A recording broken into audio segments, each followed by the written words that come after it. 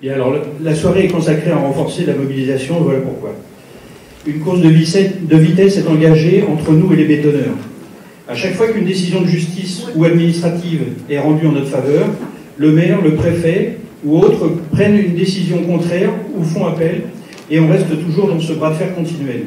Sauf que le préfet du Val d'Oise a accordé le permis de construire de la gare en plein champ. Une nouvelle qui se profile plutôt bien pour nous sera rendue le 20 et l'annulation partielle ou totale du PLU du maire de Gonesse. Mais si le PLU est annulé, les terres redeviennent bien des terres agricoles, mais le permis de construire de la gare reste valable. Une gare en plein champ pour les lapins, car bien trop loin des habitations des Gonessiens. Et mieux, le Premier ministre ayant repoussé les travaux du tunnel pour ce tronçon, on s'oriente vers un beau scandale, une gare en plein champ et pas de métro en dessous, et des terres agricoles bétonnées, sacrifiées. Car l'idée des bétonneurs, c'est de mettre les politiques devant le fait accompli, c'est-à-dire la stratégie du coup déjà partie.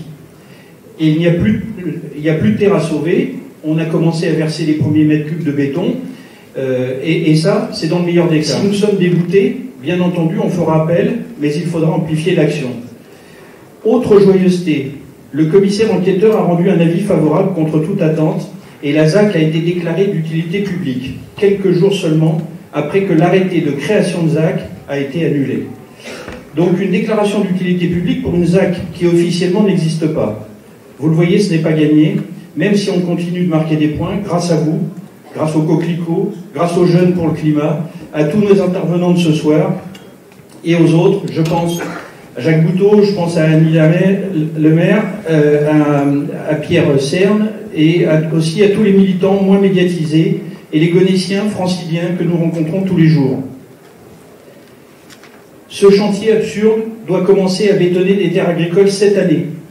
Mais quand? D'un jour à l'autre, peut-être même si la SGP nous dit au mois de novembre, on s'y fie pas. Il faut donc qu'on soit prêt à empêcher ce démarrage avant que la région et le gouvernement ne se prononcent définitivement. Vous trouverez à l'accueil, vous l'avez peut-être eu du mal à le voir, des feuilles d'inscription pour donner vos coordonnées afin que l'on puisse faire des chaînes téléphoniques de mobilisation. Si vous ne l'avez pas fait, faites-le en sortant, c'est essentiel. L'autre mobilisation, plus festive, plus joyeuse, mais tout aussi importante pour promouvoir le projet Karma, aura lieu le week-end du 19 mai, c'est-à-dire une semaine avant les européennes, pour la 3e fête des terres de Gonesse.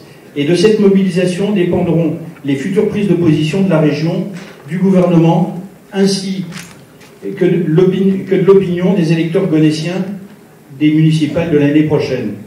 Donc, save the date, le 19 mai, tous à Gonesse, et en attendant, on reste mobilisés pour empêcher un bétonnage illégitime, sinon illégal, des meilleures terres agricoles d'Europe.